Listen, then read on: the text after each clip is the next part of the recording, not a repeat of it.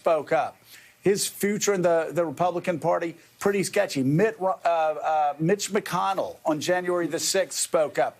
Donald Trump has declared him a traitor to the cause, a traitor to the party, a traitor to America. Speaking up, it's the right thing to do. Doesn't help you in the Republican Party, but I'm sorry, I got to push back with Tamika. It's not going to change anything in this Republican Party because it's up to the Republican Party to change themselves from the ground up. Joe, let me start with the point that you just made about the rank and file being really the reason why we see the inability for politicos to pivot at this moment. But I want to go back about 5-10 years to the rise of the Tea Party, because this rank and file was egged on by the leaders right now who are wringing their hands and bemoaning the fact that they can't straighten the course of the GOP. They sowed the seeds a while ago. They let rank and file members who were at the far extremes of the Republican Party take that party and run with it. They got to the point where they said, wait a minute, we've gone too far right. We want to pull it back. But it was already out of their hands. So understanding that rank and file was empowered by the folks who we see now wanting to pull the party back. And then looking at Mike Pence, who is the poster child of conservatism and religious conservatism too, I'm not surprised at the heckling. You know, the first point is obviously that he did not support Donald Trump in the January 6th incident. He stood apart from him. But the other thing, and I think this is more of a political marketing, political strategy piece, is that Mike Pence hasn't been part of the cool kids group of Governor Greg Abbott here in Texas, of Ron DeSantis in Florida, throw in Ducey, of piling on another major pillar of the Republican Trump party, which is bashing the border. We saw the build the border wall rhetoric coming in 2015, and it has never really let up. We've seen a resurgence to that. So he is also not on the front lines of the branding of the Republican Party on those dual pillars.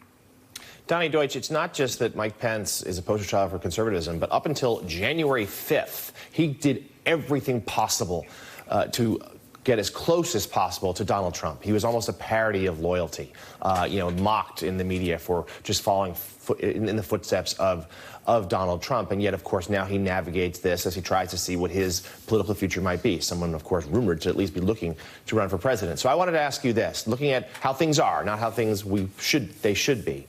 We are seeing now Donald Trump about to reemerge. He's going to be held a rally in the coming days. He and Bill O'Reilly are going on tour this fall. Get your tickets now. And that we're seeing Republicans like Pence or Nikki Haley, who maybe even broke with him just once on January 6th, really feeling the wrath of these Trump devotees. If you were looking at these Republicans who were trying to figure out what to do next, who have eyes on the White House, how do you possibly navigate this right now? First of all, just a couple other data points about the state of the Republican Party. It's just economist YouGov just came out with a poll where they were asking favorability ratings of Joe Biden about Vladimir Putin. Vladimir Putin has a 19% favorability rating with Trump voters, and Joe Biden has a 9%. I want to say that again. Vladimir Putin's favorability rating with Trump voters is twice what Biden's is. What else do you need to know about the death of conservatism and the death of the Republican Party as we know it? The answer is, and I'm going to go back to Joe's point, is they're going to have to wait for a couple of L's, a couple of losses. I mean, these guys, it's very simple. They want to keep their jobs. And right now, as we all know, the 20% of the fringe of the party votes in primaries, and they'll get primaried out. It's just, that's it. And Trump at this point is almost just a concept. He's not even a person. You know what Trump tweeted out over the weekend? Happy Father's Day to the losers, to the rhino losers, to the radical left losers. This is what their leader, their fearless leaders, is tweeting out. This is the concept of what they're getting behind. There is no concept. There are no issues. But in answer to your question, Jonathan, I don't, because I was a little bit where Mika was. Where is that transformational figure? Where can't somebody stand up and just call it like it is? And I'm a little moving to the Joe's camp now, where until there's another cycle or two of losing, and although they are set up to win in 2022, the Republicans, I do believe as long as the Democrats do not go anywhere near defund the police, there might be a break in history and there might be a change in the midterms, because there is nowhere to go. And all those suburban Republicans who've moved to Biden will stay there. So I think the answer is there's got to be another cycle or two of losing before the Republicans, or any semblance of the Republican parties, rear their heads again. You know, it's really interesting as far as the brand goes. It used to drive Democrats crazy that Ronald Reagan was such a brilliant politician and that he had conservative policies, but he was temperamentally moderate. He was cheerful. He was optimistic. And it's why he won 49 states. It's why he always won landslides. They now have a leader, as Donnie said, that puts out nasty, hateful statements. And really, whose personality, it's defined by hatefulness, resentment, bitterness, anger. And the entire party has really adopted that pose. And I just want to remind everybody, Donald Trump won one election. He lost by 3 million votes. He wouldn't have won that election if James Comey hadn't written a letter 10 days before. But he won one election. Republicans have been losing since. Let me say that again for my former Republican colleagues. Republicans have been losing since that election that Donald Trump would have never won himself but for James Comey's letter. They lost in 2017. They got destroyed in 2018. They lost in 2019. They lost in 2020. And yes, Republicans overperformed. The polls were wrong in the House. They still lost. Nancy Pelosi was still selected Speaker of the House. So, you know, I've just never seen people run to a losing proposition the way they have over the past 5 years, but they continue to do it. And so Casey, here's the irony of it all.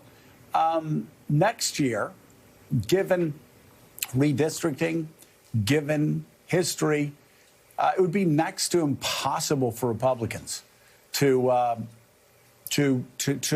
not win, just because, again, they should pick up 20, 30 seats if history is any indication. So even as the party is losing support on the edges in these gerrymandered races in the House, you've got a Republican Party that could have a false positive victory next year, which would then, of course, encourage the party to continue in that direction and have a disastrous 2024.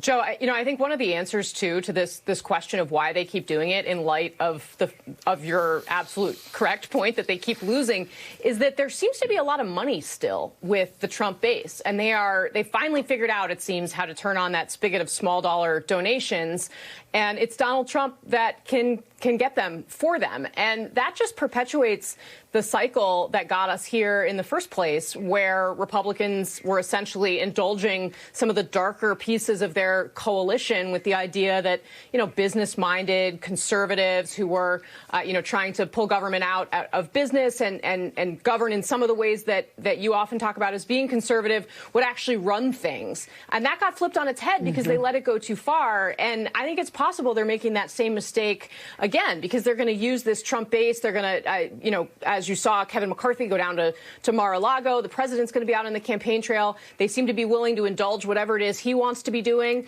for this reason. They're going to try to spend that money to win back the House. It might work, but the coalition of people you're going to end up with in the House isn't going to change the underlying dynamics here that make governing so hard.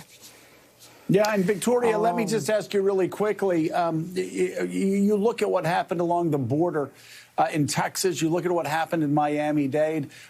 It's not just trends, historical trends. The Democratic Party has to do a better job, not only in 2022, but right now. With their message, not just for Hispanics on the Texas border or Miami-Dade, but across the country. They lost Hispanics. They were at -9 over their performance.